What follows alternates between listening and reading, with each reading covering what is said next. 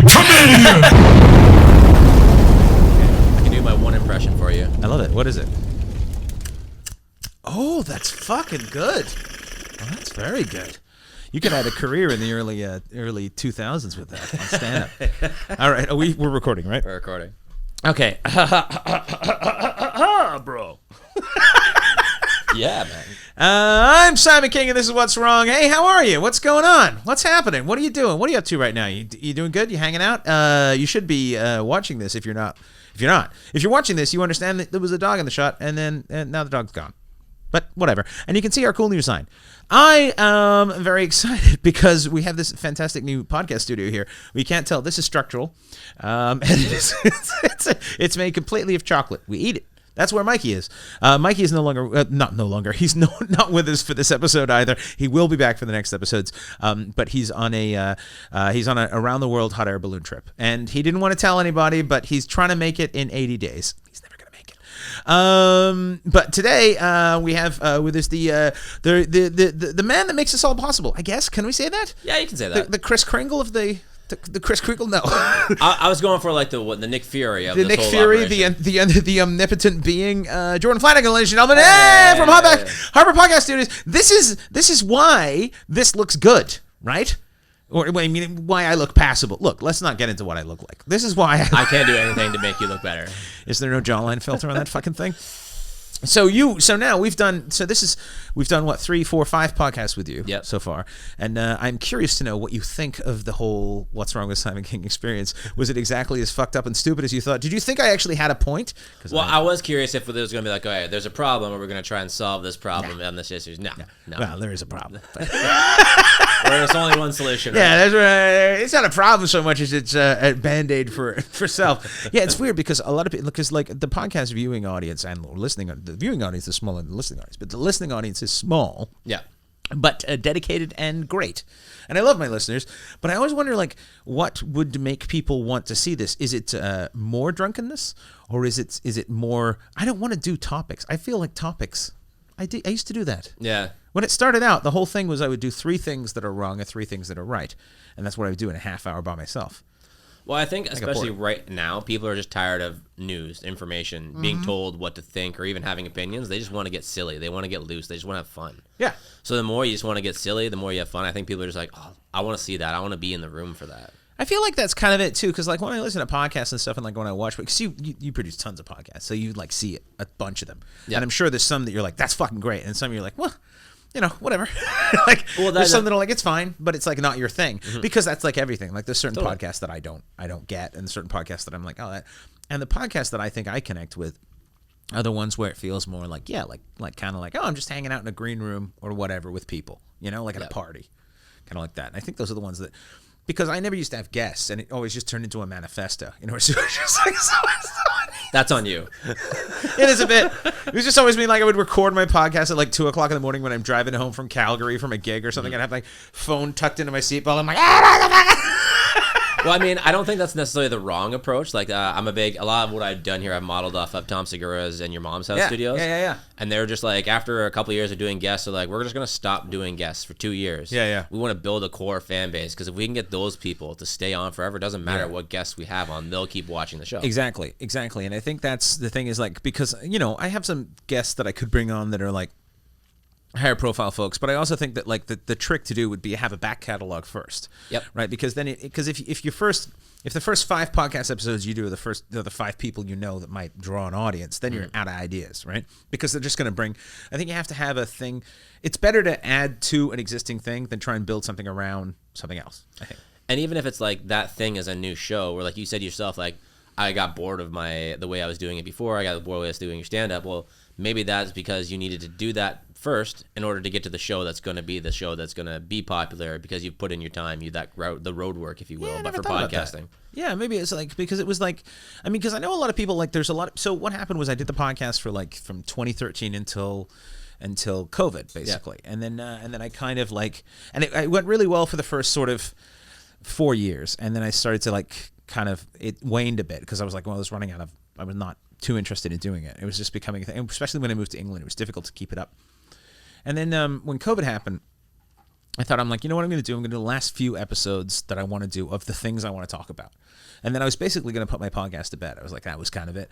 And so I did these episodes, and they were some of the most successful episodes I had, because I did one on like what an atheist thinks of the soul, or what, like, why do we care about age, or all these things, topics that I wanted to cover that I couldn't quite cover in comedy because there's not enough punches in them. And then I was like, I liked it, but I was like, well, that's basically, I've said what I had to say. And then through a chain of events, I had to, like, the guy's like, well, one of my social media guys was like, you need to do a podcast again. And I was like, I don't really want to do a podcast again because I'm like tired of it. And he's like, why don't you just fuck around with your friends? I was like, that I can do. So, get drunk. Oh boy. I can do that for sure. You said you're encouraging me to do this. Yeah, exactly. Yeah, all of a sudden, this is a business expense. So how long have you been producing podcasts? Well, I broke ground on the studio like a week before the pandemic. Oh, yeah. And then, so, roughly mid 2020. So what made you want to do it? It's just like, I need to hear audio and be in a room with people who are full of themselves. Exactly. Yeah, no, you nailed hammer nail. No, I mean, it's a little bit of a windy road of story, but essentially, like, the short of it is I used to work at wildlife research stations. Oh, wow. And I came from a background of filmmaking, Mm-hmm. had a quarter life crisis, wanted to, like, okay, I just need to volunteer, started working at wildlife research stations, volunteering. After a few years of doing that, I wanted to be like, okay, how do I bring these two skills together?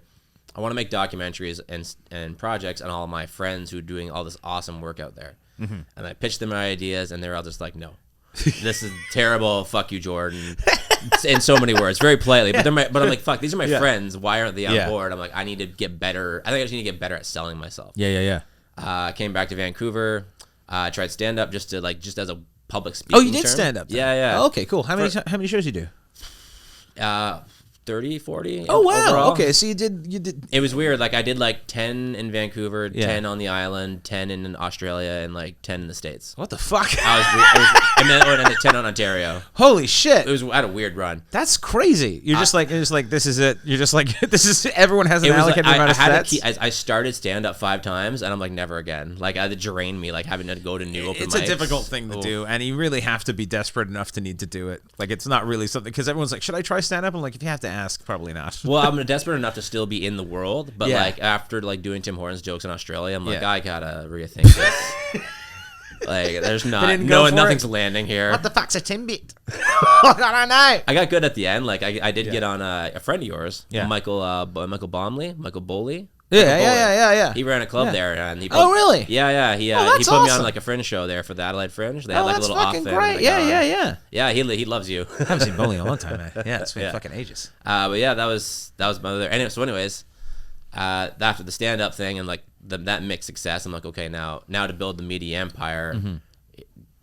Yeah. Now, and I'm like, okay, podcasting is sort of the way to do it, but also be free and independent about it and own your own content and not be told like, well, this doesn't really meet our standards, because just trying to sell projects and scripts in Hollywood is just so infuriating. The self-determination, coming I started stand-up in 2000. So like when I had my sort of first dalliance with success, it was like sort of like before YouTube was even really a thing. And then basically 2005 through sort of 2010 was when things kicked off for me.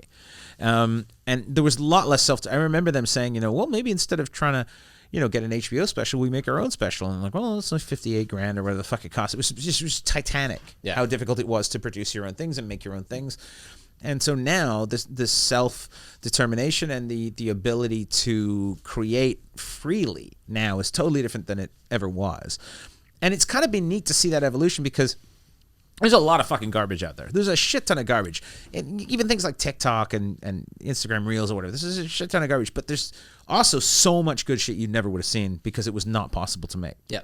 And so all of a sudden, and as the technology advances, as you get things like, CapCut and all these other things, the editing technology is better. The phones, I mean, the fact that we're carrying around a fucking movie studio with us is fucking bonkers. It's bonkers. Right? My phone is going to take, as a visual effects artist, my phone is going to take away my job. That's it's 4 crazy. years. That's terrifying. Crazy.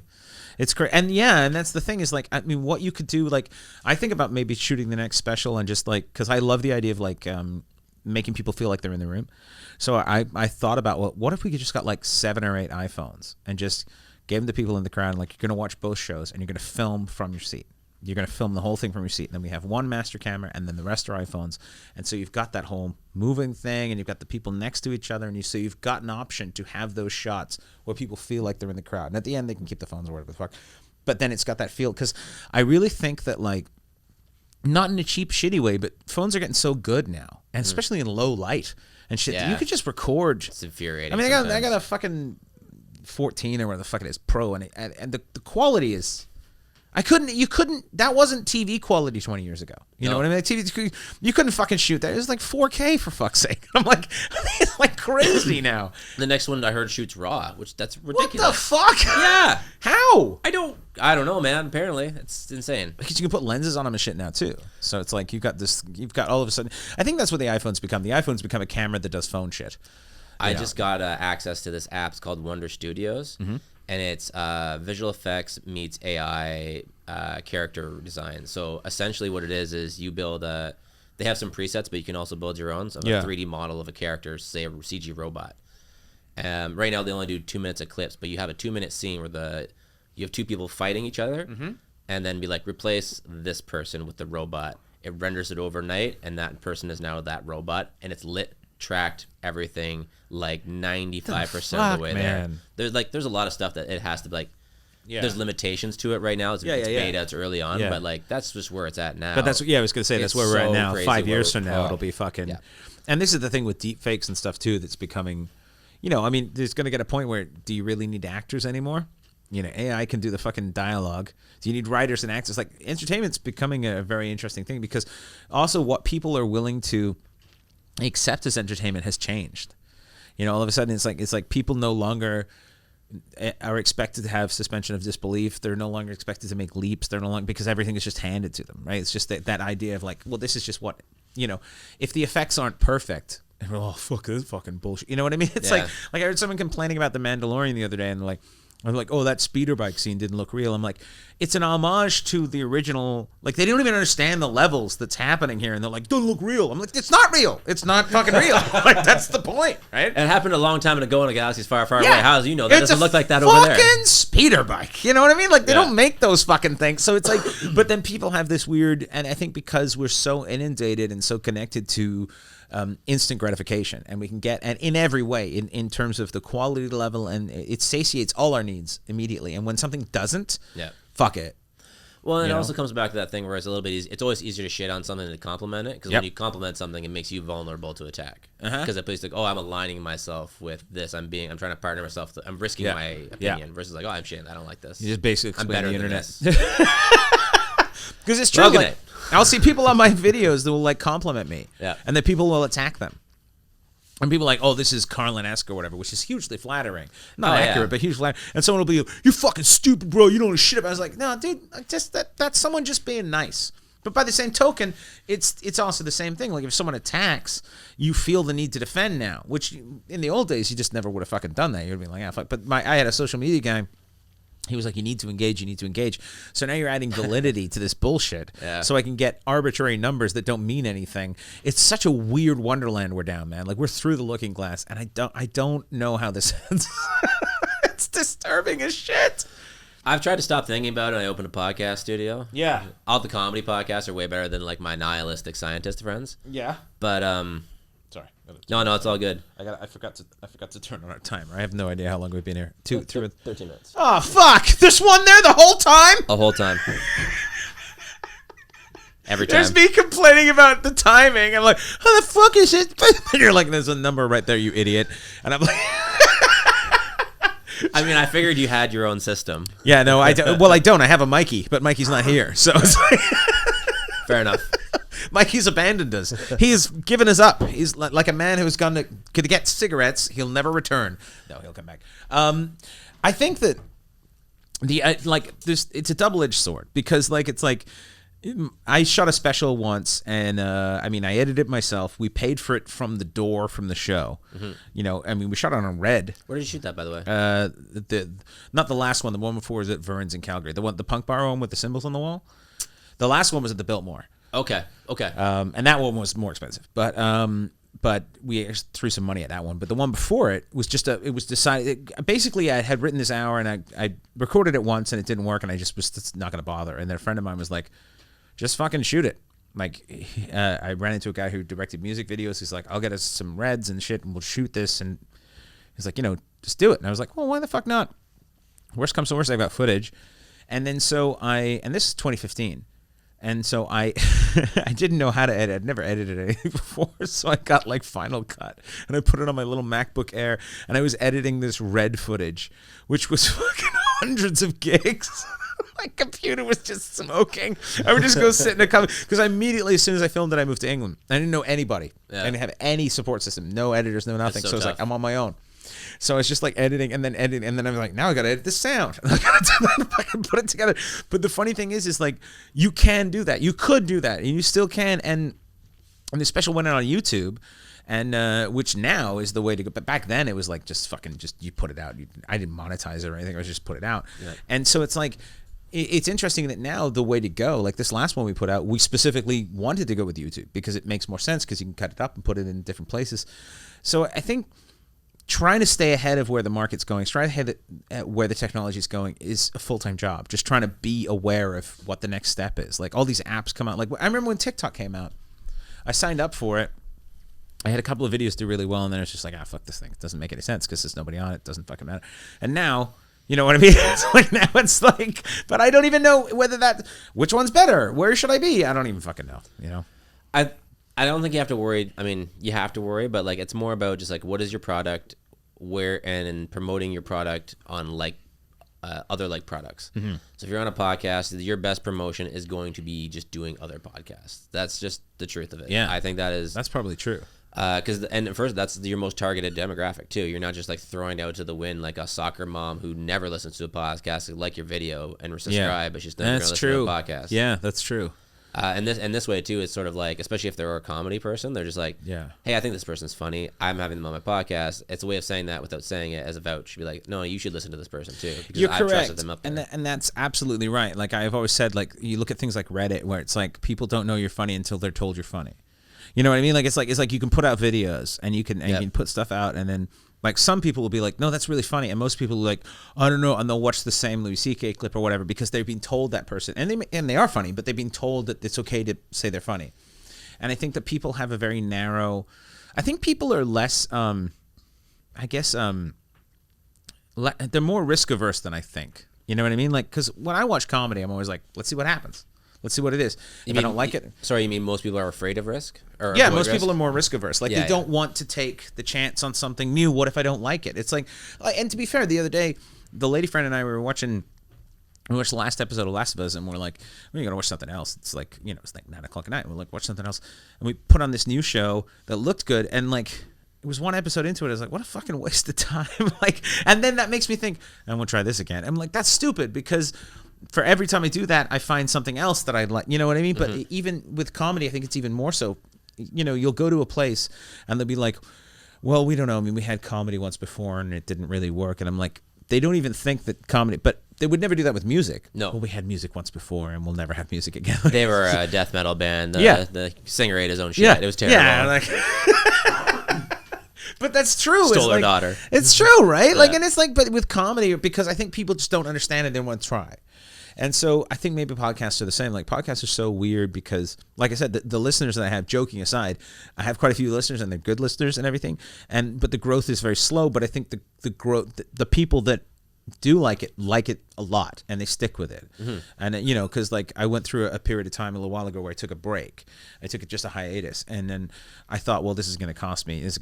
But it didn't. In fact, it actually helped build the podcast in its own weird little way because everyone's like, take all the time you need, And so I think the people that connect with podcasts, particularly, they connect with you more than anything else, For sure. And it's kind of like they're putting their trust in you to like.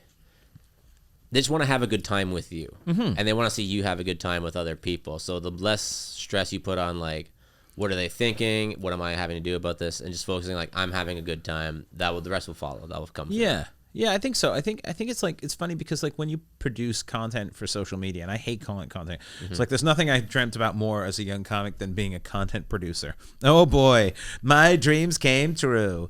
But I do think there's a certain thing of like you get so caught up in the I have to post at this time, I have to post this much, I have to do these things. And there are rules. Sadly, there are rules you have to follow. And I've been following those rules and I've seen the dividends. I've seen the payback for doing the things in the way they're supposed to be done.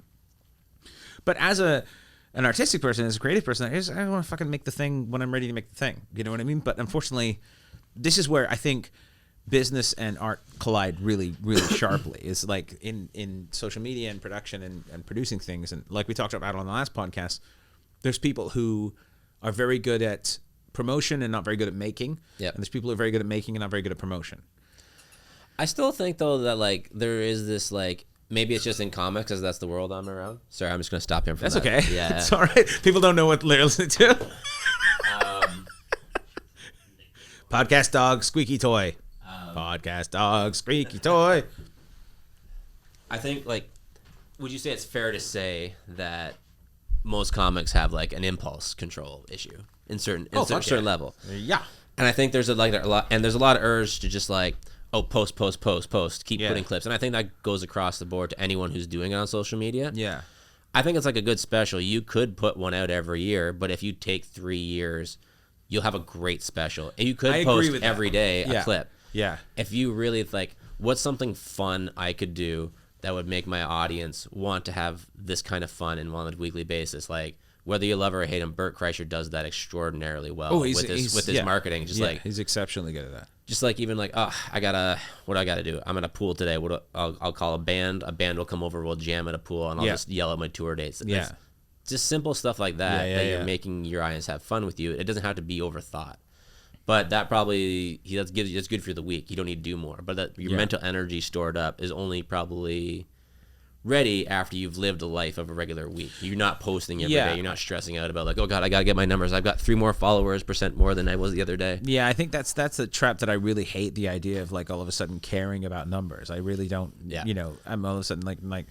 But the problem is, the sad reality is that like if you go in to pitch a TV show nowadays, the first thing they ask you is how many social media followers you have, which is so stupid because if you have a TV show, if you're on a successful TV show, you have a bunch of like. You know, Pedro Pascal doesn't have 7 million followers because he posts every day. Yep. He has 7 million followers because he's on amazing shows and he's an amazing talent and he does incredible shit. But his life is not about making social media. And so I think that this is that weird thing too. But people don't want to take so like an executive doesn't want to take a chance. So if you come in and you have no followers, no nothing and everything, and then they give you a show and it doesn't work, it's like, well, why the fuck would you give someone who has no profile? But if you have 3 million followers, they'd be like, I don't know, man, in 3 million followers. So like it looks to me, and they save their own ass. And that's kind of what it is, right? Nobody wants to lose their job. Nobody wants to take a chance. Like I said, risk averse. And so, you know. And that's exactly why I started all of this. Like I'm a big Frank Zappa fan, and he talks about like the death of AR and the death of the music industry, and how like back in the day when he was getting signed, he would just be dealing with a lot of old guys who like I'm gonna butcher this quote, but he's just like a lot of old guys would hear these music and they're like, well, I don't know what this is, but the intern in the coffee shop, he seems to like it, so I'll put it on.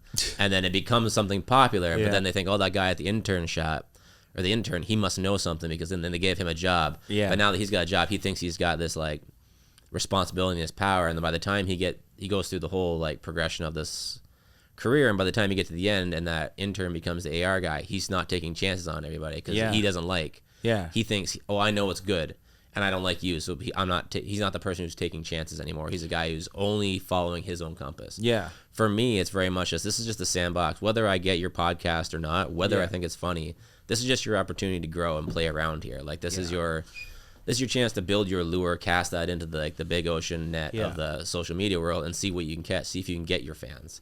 If it doesn't work that first time, maybe try something else, but don't feel afraid to keep throwing yourself out there just because you don't. And so many people don't have that opportunity too. No one has the ability to get, X amount of, I don't want to blow shine myself up, but X amount of dollars of equipment to just work with.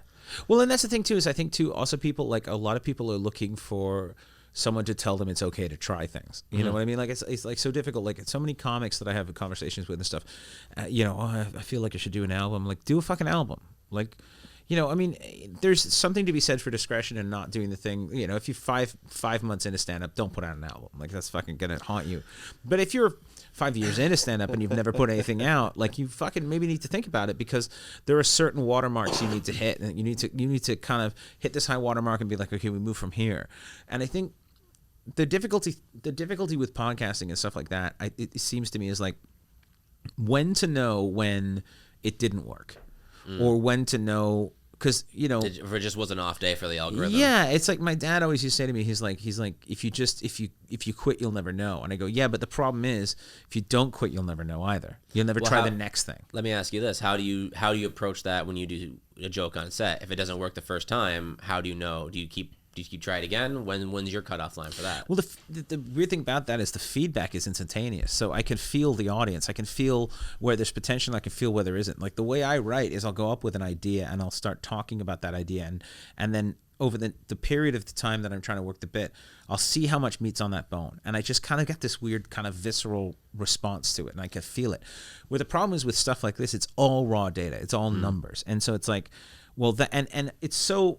Like, I was talking to a social media friend of mine, and he's like looking at my clips, and he goes, yeah, you don't have as many numbers as some people. He goes, but all your numbers are organic. People are sharing it. He goes, you can get 5 million views from the algorithm, and you'll get 1 million fans off that. Absolutely. But they're not fans. They're just people who clicked it. Oh, that's cool. And then they'll never follow up. Yeah. He was looking at mine. He goes, someone will like one of your videos, and then you can see they'll like 10 of your other videos. He goes, so they've gone through your catalog. He's like, the problem is that's slow growth.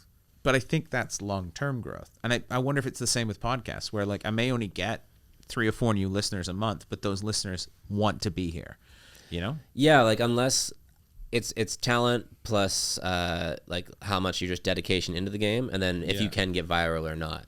That is just a bit of I think that's just a bit of a lottery gamble. Some people get the break, some earliest, whatever. And with podcasting game, it's just the more saturated it gets, the harder it is to get those chances. I think we're just at that point now where there's people like, oh, there were so many chances back in the day. Why isn't it? I'm doing all the right stuff now. Yeah. But I think it's just okay now. It's just the race is it's a bit more of a marathon now to get to those spots. I think so, and I think the problem is too is the problem with being a stand-up, particularly nowadays, is that it's like playing the lottery every day. It's like you're always just one viral video away from your life being very different. I mean, I know a guy who had very few followers on Instagram and had 2 viral videos, and now he's like fucking huge. And it's the same dude who it was before those 2 videos kicked off. And it's like, the videos are great and they're funny and everything like that, but there's a lot of great and funny shit out there. It's like being an actor back in Hollywood in the fucking 40s. It was like, if you got the part, you were a star, but if you didn't get the part, you died. It was like that's the way it worked, you know. Well, and it can go the other way. You could have 2 million followers, a viral tweet goes out, and then you lose everyone's. Yeah. But I think if you have that core fan base, those are the people who stay around for whether or not, because they'll know whether or not it's cap or not, whether or not it's just like a bunch of people are just getting upset because a joke didn't work the first time you tried it or something like that. And that's the difficult thing too now about being like, I mean, in this time where people do film everything and do put everything out and can take everything out of context if they want. I think your real fans and the people who understand you don't care if someone takes something out of context and they're like, well, I know what he was saying, or I know what she was doing. I understand that. Yeah.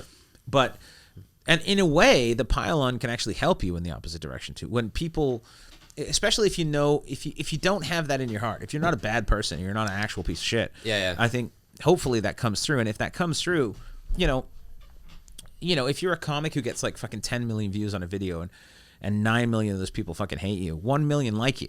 And that's still 1 million more than most other comics have. You know what I mean? So that's the whole Stern effect or whatever it is. Yeah. It's like it's better to be talked about and hated than not talked about. You know, and so that's the difficulty. But then the problem is too, is for stand-ups, I think particularly, you're so tied to your art form, you're so connected. It's such a personal thing for most of us that if someone doesn't like it, it's incredibly hard. They're rejecting you as an individual. Whereas if you're in a movie that sucks, you'd be like, well, it's not. It's the fucking director, and it's the script's no good, and the editor, you know.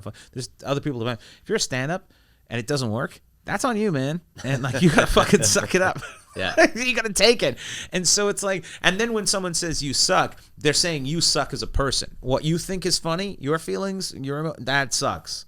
Whereas if it's like, oh, that music sucks, you'd be like, well, you know, our banjo player was bad that day or whatever. fucking Will's gonna do? Yeah, Bill was hungover. He doesn't know what the fuck he's doing. Too Three much girls coke last night. Yeah, I played too fast. Have you ever because you've seen a lot of stand up, right? Yeah, well, for sure. Have you ever seen like some stand up and you're like, what the fuck? Like, why is that guy up to like a serious mental problem? Like, oh yeah, I can we've name all seen names it. Yeah, from the scene alone. yeah. Well, this scene, yeah. There's some. I think every stand up comedy scene brings. For the people who are watching, I think every stand up comedy scene brings people in. I think stand up has this great open door policy, which I love. But every so often, someone sneaks in the open door and you're like, what the fuck, dude? There's a couple people. I don't. He rides a bus. He's probably either he's stopped coming. He's either murdered someone or he's in jail now for sure. Yeah. Because he would just come and just say like the most hateful things about just like women who wouldn't talk to him, like incel all the way. Oh fuck those guys. I want to say I'll tell you his name after the podcast. You'll probably be like, oh yeah, that guy. But like, it's so weird that stand up also for some reason like I mean I get why it attracts those people because like there's a certain because anyone can walk in and do it. But yeah, there's been a few comics that I've like people who've tried stand up. I'm like, okay, like why are you here? Like what did you gnaw off one of your feet to escape the trap you were in and come here and stand up? Like they're just like, because the other thing about being a stand up too is like so many stand ups have like Asperger's or whatever the fuck else is going on with stand ups that you just get used to it and you're like, that's fine. That's just I don't even notice when someone's like, oh, that dude's on the spectrum. I'm like, really? Oh, that's just a good one-liner writer. Like, that doesn't seem to me. I just thought you really looking at my shoes. Yeah, I'm like, it's just fastidious. It didn't occur to me that it was an issue. But I think the thing is however welcoming and however open stand-up is, sometimes it makes you not realize when someone's a fucking creep show. And you're like, oh, right, that guy's fucked. You find out like 6 weeks later, you're like, oh, he was a piece of shit. I thought he was a story comic. Well, I think too, there's just so many people in comedy who are good at putting on the act that they're just like, but you can't do it every night. No. Yeah. There's a lot of fucked up personality types. Like insecurity is so rampant. It's the number one thing. Insecurity is everywhere in stand-up comedy. I think it's in the arts in general. But stand-up comedy particularly. It's a fucking insane thing to do. I mean, whatever makes you want to stand in a room facing the other way from everybody else in the light and tell them your feelings and thoughts is fucking weird. What was the last show you ever did as a stand-up? Oh, that's a good question. Have to give me a second on that. Would have been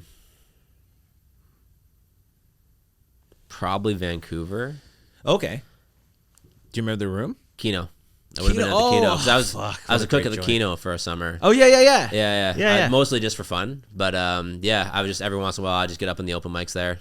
What a great fucking joint the Kino was, man. Yeah, I love that place. That was one of those places that makes you want to be a comic because you're just around comedy. It was a great place to just hang out. And Steve was like the best for that. The best fucking person. He wanted to do. The best person. Do you remember any of your jokes? A lot of them were about him. Oh, yeah? Yeah. Hello? Are you drinking beer? Don't drink beer. I had a lot, because like, and also I just told a lot of stories because I had to I've done a lot of traveling. I just had crazy adventures. I got kidnapped in Colombia. What? Yeah. Kind of, not really, but also partially kidnapped. When your taxi's surrounded by 12 people in balaclavas and ropes and chains, it counts. It counts as a kidnapping. No, that counts as a kidnapping. Holy shit, dude. Fuck. But it was a good time. One time I stubbed my toe. That's all I got.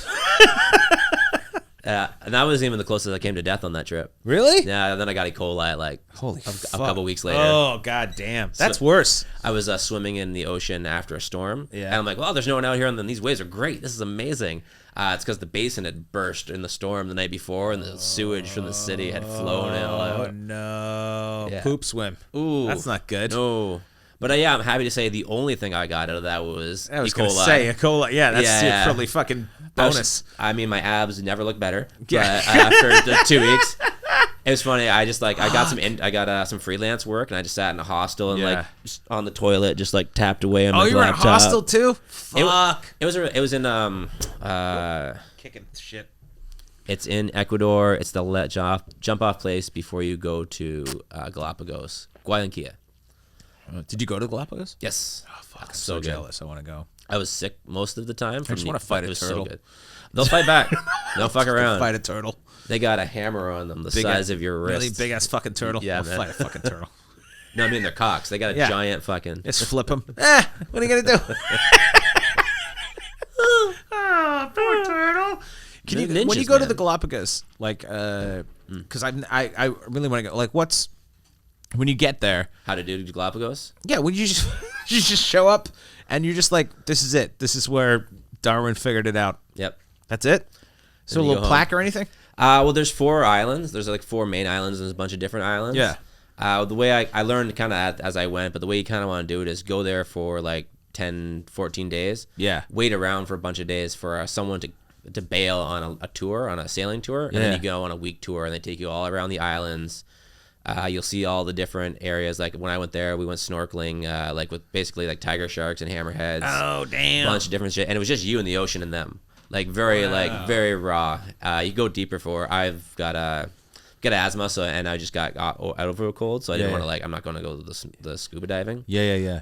But yeah, just like you're swimming with iguanas. You're like, I was with this one girl, and we're like taking a photo, and I'm like, oh, what's that about my feet? And it was a seal. It was just like checking me out. All the animals there don't give a fuck about humans. They're oh, how are you, buddy? Yeah. It's so cool. They've got I think it's the whale sharks. The largest. Oh, I love snakes. whale sharks, You can bro. go. They weren't there when I was around. But whale shark, Whale shark, bro. What It's a whale plus a shark. Bro? Check it out. It's like the vegetarian. It's like Wow, Paceful. just eating fucking krill, bro. Does butt pocket mulches. Oh god damn, alpha brain whale shark, whale shark, whale bro. Anyways, Sorry, just No. it just seemed like something appropriate for a Rogan. Wow, check that out. Whale shark. really big mouth, big Wow, wow, moon landing. I don't know, just bring up the moon landing in a whale shark. Whale shark on the moon. Yeah, they're like 50 feet long, aren't they? It's like crazy. 45 feet long. They're fucking massive. Big old fish. I was gonna say like 50 tons. Like I don't know how big they are, but numerical recall is not my strong suit. All right, fair enough. Yeah. But that's fucking dope, man. And so you were on there for like a week around the Galapagos? Yeah, I think I did 10 days there. Wow. I did South America for that trip. I did South America for 3 months. Wow. See, I really want to do something like that. I really want to go to the Galapagos. I think when I get a little older, maybe when the kid's older, Yep. we'll just take the whole family down there and just, watch fish evolve. That'll be fucking Evolve! Come on, evolve! I Go pay my faster. money. Go faster! Iguanas are eating shit underwater. Come on! Fucking waterproof iguanas. That's the shit you want. That place does shut down like twice a day though for like 4 hours, where just everything's closed. Like you think you're like, oh, let's get a snack at the There's convenience things store. on the Galapagos? It's just fucking closed. There's things there. Yeah, it's residential. It's really like because there's I just feel there's like an I economy. thought it was like nothing there. I thought it was just like open. No, I mean, if I had to guess, I'd say population 4,000. Whoa! I thought it would be just like one caretaker with like a hat, and he just came out and was like, Leave the iguanas alone. No, they've got like research stations where it's like a bunch of old people watching turtles fuck. wow. Yeah, shit like that. Then there's like small communities that like sort of sustain that, and then I'm sure there is an indigenous population. So I how does can't that remember. not affect? I guess the 4 islands, right? So are they on all the islands, or is it one island? There's a bunch of islands. I think there's 4 habited islands. Oh, okay. And then the rest, that's where you travel or hop in and out from. And then there's like where we went scuba diving. It's like Kicker Rock, where it's like there's a whole ecosystem that lives off of that. But that's sort of that's the deal. You just go from spot to spot, and there's just all these different. Well, I things guess the happening. tourism probably protects it too, right? In a way, like it's an economic engine, so it's worth protecting. Yeah, for sure. Because it's the property of It's the only there's so many little things there make money. yeah. Because it's like I think like if you can figure out a way to make money off doing good things, that's probably how you keep the good things happening. To fly to Galapagos is just they just for whatever reason it's just $100. That's To fly to Galapagos, just to fly. There's $100 extra charge fee that it's like that you get a ticket at the airport and they're like, here's your Galapagos fee, and that's basically for that. It's just for that So money where do you goes fly? to- So where do you fly to into sustain the Ecuador? You ecosystem. fly into Ecuador. That's fine, but when you fly to Galapagos, It's you have to fly- $100. You fly from Guayaquil, and then they'll be like, you buy your ticket, and say the ticket's $300, and then they say, okay, please present your Galapagos, whatever it is, ecological pass. Yeah. and then that is $100. Oh, okay. But so it's that- a surcharge. Yeah, but that doesn't give you any special rights to go see anything. You It's still just have to pay to just go to do get there. It's just But if you take a boat, $100. $100. Oh, everything. Everything Just to get to the island. If you want, Okay, unless well, that unless you makes live sense there, then. it's just $100. That makes sense then, I guess, because that's like because I always think like with the Galapagos, I always think like people probably shouldn't be there, but I guess they have to be there, right? Yeah, it's definitely like they talk about that, and you're just like, oh, there's a lot of cattle here. It's kind of like a problem. Yeah. Fuck, man. Yeah, when you go there, it's very much like you want to eat from the sea, but at the same time, you're like, I don't want to eat from the sea, but I don't want to eat the cows. And Yeah. That's difficult too, right? Because like, it's such an ecologically important area. I mean, that's such a funny thing too. Is like if you think about like the fact that like if Darwin hadn't gone there and that hadn't been, I mean, would we even give a shit? It would be gone by now. Yeah. Oh yeah. Well, I mean, it is. How's Ecuador in general? Madagascar is kind of like that as well, but we haven't completely yeah. like taken that out of the equation. Madagascar is such a fucking weird little, like, it's such a haven for evolutionary offshoots and weirdness. Like, it's such a fucking cool little place. I always feel like that about like Borneo and shit too. Yep. Like with orangutan, like they're not going to be anywhere else. We're going to fuck that up. I hate the idea because I have a 6-year-old. I hate the idea of like explaining him to one day about all these animals that used to exist. I'm like, you have no fucking idea. Like, I remember when I was a kid, I thought the only animal that was ever extinct was the dodo. Like that's the only dinosaurs and then the dodo. That's all they fucking the dodo. Everyone bringing up the dodo, and now they're saying they're going to clone them and bring them back. Why? So we can eat them at Thanksgiving? What the fuck are we going to do with dodos? Feed them to the woolly mammoths. Yeah, exactly. Oh fuck! Why are we doing that? And here's how dumb I am. I couldn't tell the difference between a mastodon, a mammoth, and like size wise, a mastodon, a mammoth, and an elephant. And you always think that a mammoth is just a hairy elephant. Way fucking bigger, dude. I mean, like you're schooling me right now. It's like an elephant and a half at least. They're fucking huge, and they're also weirdly sloped this way. Yeah, like they're fucking. I was like, what? And then mastodons are slightly smaller, so it's like African elephant, big motherfucker, biggest land animal, right? Yeah. Then followed by mastodon, slightly bigger, then fucking mammoth. Like, what are we doing? There's already not enough parking. Maybe they're carbon negative. They're just like that's the secret to global warming. They're just warming. like mobile trees, and they just suck into like, oh man, you gotta go breathe in the mammoth. Yeah, they just shit out oxygen.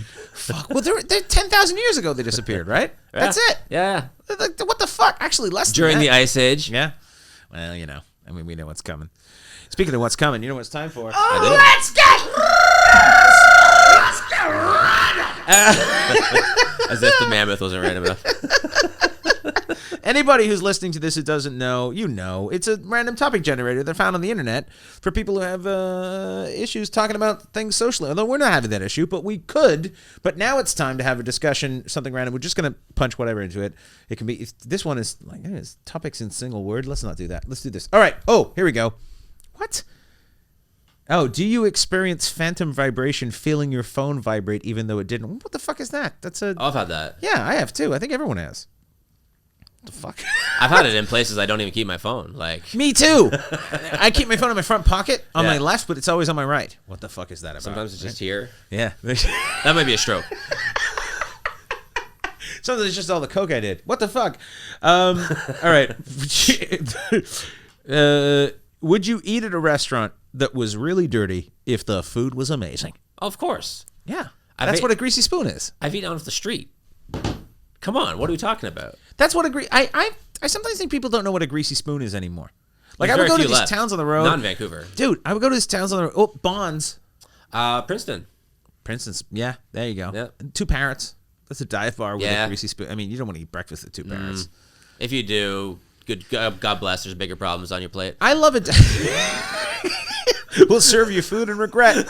I love dive bar. I love a fucking dive bar. A real one, but not a fake like hipster like, oh man, it's like the 70s. No, like I want a bar that like everyone's like, we haven't changed the carpet since 1984. This is how this works. We pay very little rent, and so beer is $5. Like I like that kind of place. And there's a couple of bars, like, whenever I go to, like, a town, I try and find that bar, and I always ask the locals, I'm like, take me to a fucking, and what they think I want, because I'm from Vancouver or whatever, they're like, this guy wants a proper, no, I don't. I want the bar where, like, I went to one, I was in Peace River, and I went to a bar, and I'm like, it was the only place open, which is always a good sign. And they're like, well, you can come with us, but it's rough as shit. I'm like, sold. And I went in, I was like, this place is fucking amazing. There was a guy spinning only Vanilla Ice music. Only Vanilla Ice music. What the fuck is that, man? Wait. You walk in and he's like, it's not even Ice Ice Baby. What would you describe the it's motif like of the bar? B-sides. Oh, fuck.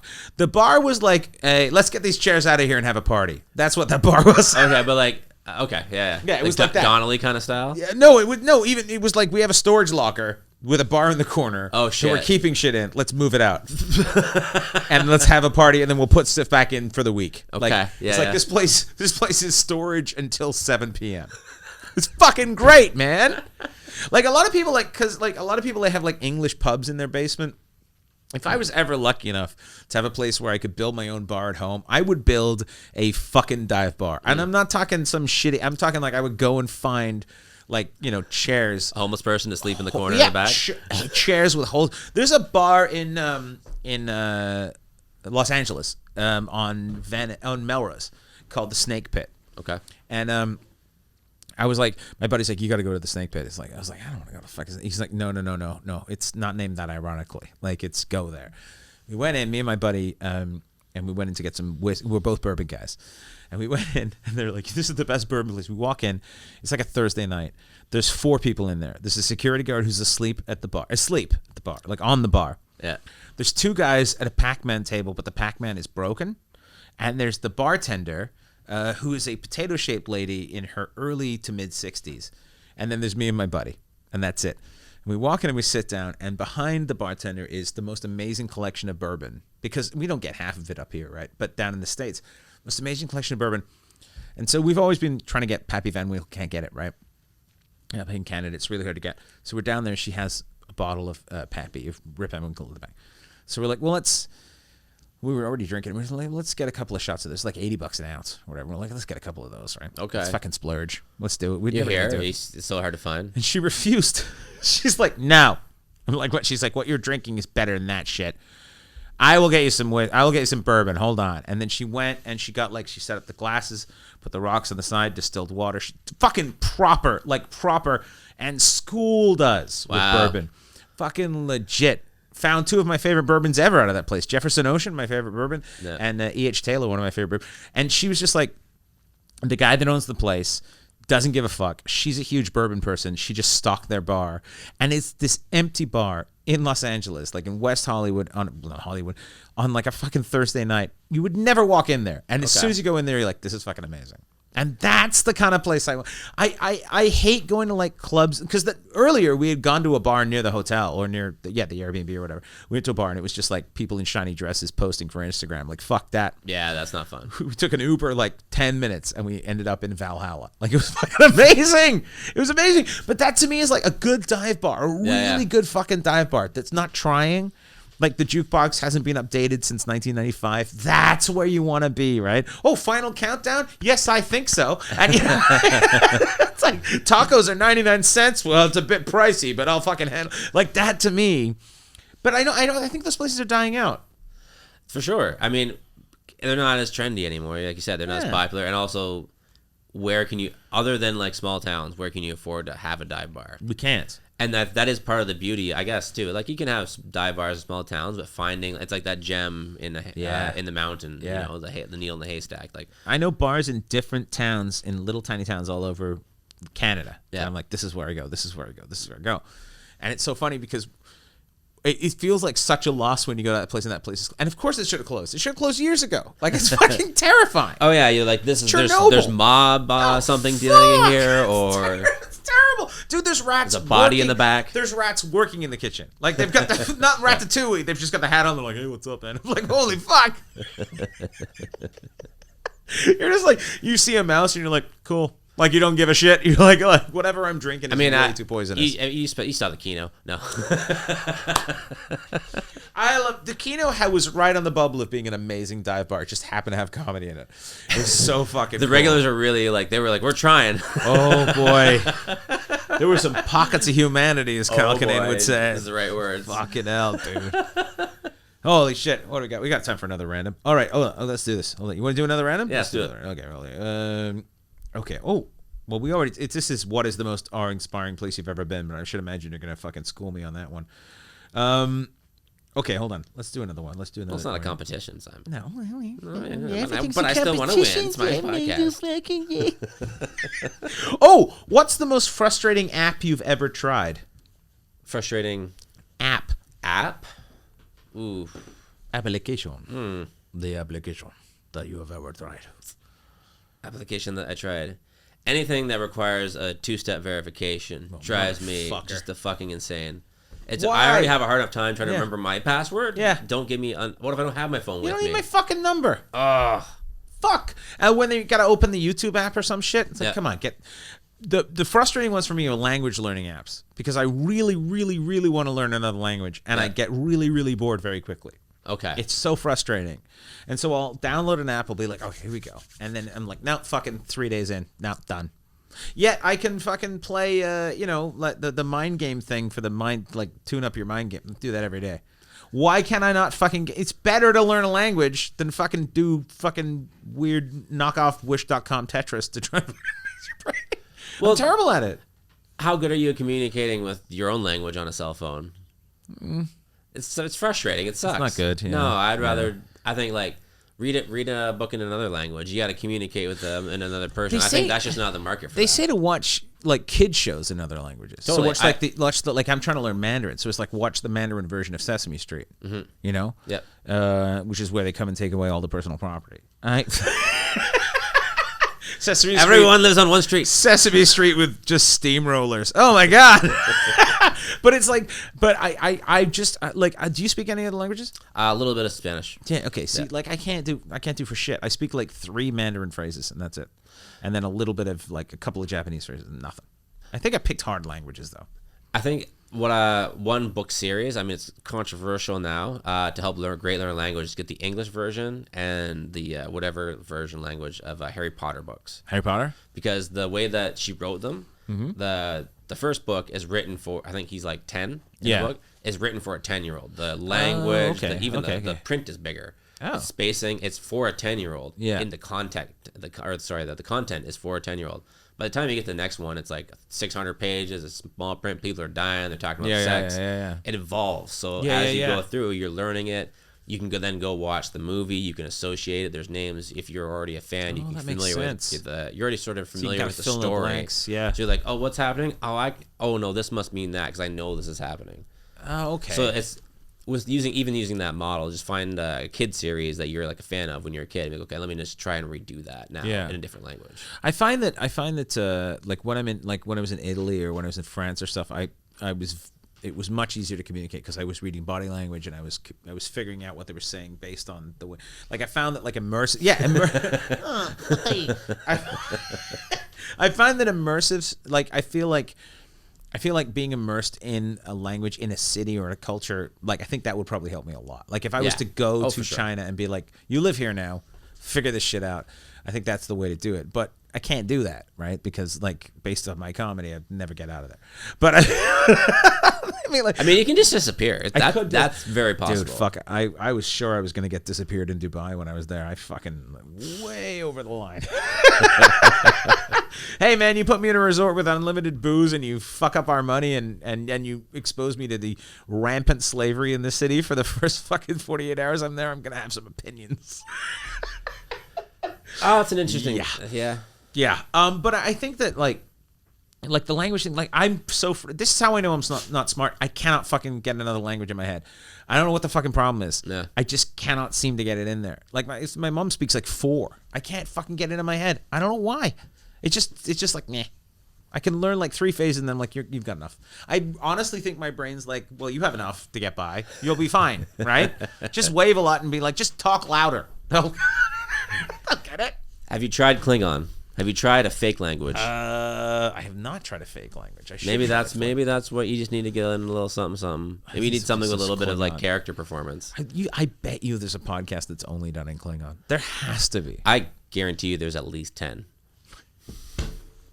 I'll for next time we do this, I'm gonna find out. 100%. Higher or lower? What do you guess? Higher or lower than 10? As a human, I want to say lower, but know as a realist, it's probably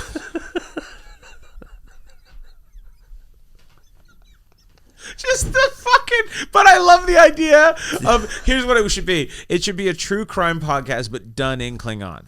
Like Today's a Good Day to Die podcast.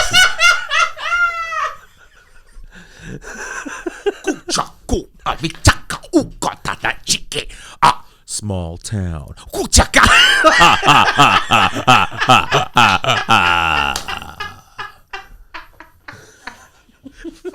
hell. I really want to do a podcast about like true crime, but it's misdemeanors. I really want to do that. I really think it just be like just loitering, just go on like a police beat and just write a whole story about it. It was September 17th. A summer night in June, late June, in Wisconsin, a small town, a hamlet. A man stood where he wasn't supposed to stand. It's just like loitering.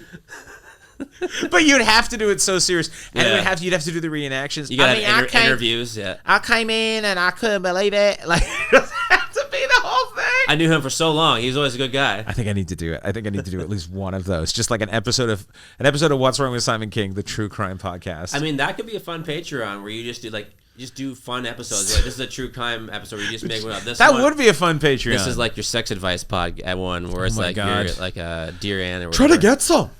Try to get some anytime you can. That is actually a good play. You know what? Here's the thing. Subscribe to the Patreon. Patreon.com/thisissimonkking. And maybe that's something we should do. I think if you like that, if you're already on the Patreon, let us know.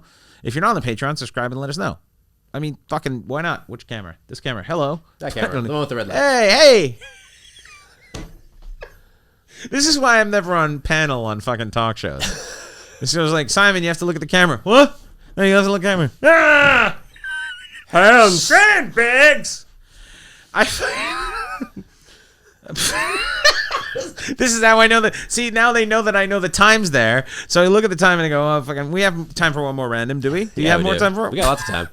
I'm going to move this next time. It's going to break you. It's just insects. It just says insects. Oh, what old trend is coming back these days? What old trend is coming back these days? Racism! Yeah! Some say it never went away. Oh, it's always been here. Nazis! I always thought they were a one Hitler wonder. What old trend is coming back? Okay, let's specify this. What trend do you think is good that's coming back? I'm so out of touch. I don't know what's coming back. I was hoping you would tell me. Yeah. I mean, I've heard. No. I mean, people saying rad more. I like that. I feel like vinyl is doing good. Vinyl? Yeah. That's good. Vinyl's always kind of been there, though. But more like popular artists are like, well, I'm going to just do a vinyl as well. I actually did get asked if I wanted to release my last album on vinyl. I was like, I don't think that's going to happen. Yeah. I don't think for the 3 we'd sell. Like, it's not a collector's item. Unless it's like an iconic theater that means something to you, that maybe like existed when record players were recorded on records, like or something. Hall or something. Yeah, I see that. Yeah, if you do That'd something be cool. like big and you're like, oh man, I did the whatever, the fucking Royal Albert Hall, like that's kind of cool because then you're like, yeah, I guess something that's like 100 years old. Yeah, yeah, I guess that makes sense too. Is like if you I released it on wax cylinder. Fuck you, hipsters. I bet you could. It wasn't it like Stanhope said he was going to release one of his specials only on VHS just to fuck with people, just to make them work extra hard. I know so many hipsters that would just be all over that. Dude, that would be the fucking best. If I would actually, you know what I would do? I wouldn't put out vinyl, but I would put out a tape, like a cassette. Cassette tape. Yeah, I'd put out a cassette tape. I know some bands still do that. Side A and side B. Nice. Fuck yeah, 30 minutes aside. That's what you get. I fucking love the idea. And it cuts right in the middle of a joke. 30 minutes, click, flip it over, put it back in. Make it work for that joke. And then immediately record over it with whatever you like from the radio. You can't ever just listen to the B-side. Just whatever you like. And just listen to it and then destroy it. You can only listen once and then destroy it. It self-destructs. I love the idea of that. Self-destruction. That's the name of the the album. No matter how many pencils you have. Someone said on one of my clips, they're like, "Oh, it's the perfect the personification of chaotic good." And I was like, "Oh, that'd be a great fucking album name, Chaotic Good." Right? 'Cause just madness. Just absolute fucking random madness, just yelling and screaming. And it's funny because like I've calmed down so much in the last few years of what I used to be. I used to be absolutely fucking manic. And I was like, no. Yeah. And people are just like, you talk so fast. I was like, you have no fucking idea how many words I want to use and I can't because it's like, I get exhausted. Like the last special I put out, I slowed down specifically for the American audience. I think the first time I saw you on stage, I thought you were Irish. Fair enough. I don't take that. Yeah, because I'm insane. You're probably drinking and talking fast. Probably. I was talking fast. And Canadians sound a little Irish anyway. They don't. That's like... that ended in Scottish. Yeah, that's fine. It doesn't matter. It doesn't really matter. You can go either way. It fucking doesn't... I don't know what happened. I had a stroke. This just said buffaloes. All right. I'm against them. All right. Yeah, right. Fuck them, right? All right. Tried. What? Okay. Okay. Let's do one last one, and then we'll fucking let you go, so you don't have to deal with this shit anymore. God knows I make you work hard enough. All right. All right. Well, now that's movie soundtrack. I don't want to look at that one. Okay. Okay. This just says earthquake. What do you think? This is stupid. What do you think of standardized tests? Who asked that at the party? Who's like, I want to make a good impression on the people from the PTA. What do you think of standardized tests? That's why. How is that a random topic generator? They just put words together. Yeah, like what have we been testing? Standardized. What? Because I understand there's like fencing, agriculture, whales. What movie scene choked you up the most? What do you think of standardized tests? Like, what the fuck? I mean, look, if you want to make someone look like a robot, that's what you do. Yeah, I kind of just, anytime there was any level of standardized testing in school, I almost intentionally did bad on them. Did you go to like post-secondary? Yep. You did? Nope. Yeah, I didn't even leave. Standardized testing is like SATs? Oh, Is that what standardized testing is? I don't even know if I did those then. Standardized testing? We had to do a bunch of stuff where it was just like everyone go in a room and like write down your goals. Where do you see yourself in the year? Oh, that shit I don't. But no. It was like weird development shit, and then it was like personality things, and it was. I think I just had like a Scantron, and you just like filled out like just a basic test of like what you knew. But the last time I took one of those, I think it was like 14 because I dropped out at 16. So like I was like, I just turned 16 and I dropped out of school, so I didn't really have much high school at all. I'm a dum-dum. I'm a dum-dum who has monetized swearing. I mean, my school taught me about zombies, so I went to Catholic school. That's good. Zombies. So many people would sign up. It's like, you want to come to zombie school? Fuck yeah, I do. Fuck yeah, I do. Zombie mushroom call? Fuck yeah. We're going to learn how to kill them? Well, I mean, the priest from my school did go to jail for touching kids. So he killed a lot of souls. There you go. Fuck. And on that note, folks, subscribe to the Patreon. This is actually good. What social media with the follow Harbour Podcast? Harbour Podcast Studios on Instagram, and also Mountain Comedy Club. Yeah. They hang out in the back of my studio. It's a great comedy club. It's a small but amazing little comedy club in Vancouver. And if you're in Vancouver, come to Mountain. Why is it called Mountain? Middle of the Night Production Studios. Okay. I didn't. It's not my. I thought it was someone didn't know how to spell mutton. I was like, people just really like lamb. That's kind of become part of it now, just to make fun of how people make fun of the name. Mutton. I like mutton though. Mutton, like it's a unique name. Mutton. Yeah, no, for sure. Now that I get it. Yeah, now you understand it. Before it was just like, I don't know, it's just a boggle game that went wrong. I kind of thought it was a typo for a while. What did you think? I'm just like, they need to get that fixed. I don't know how to. These people don't know how to spell mountain.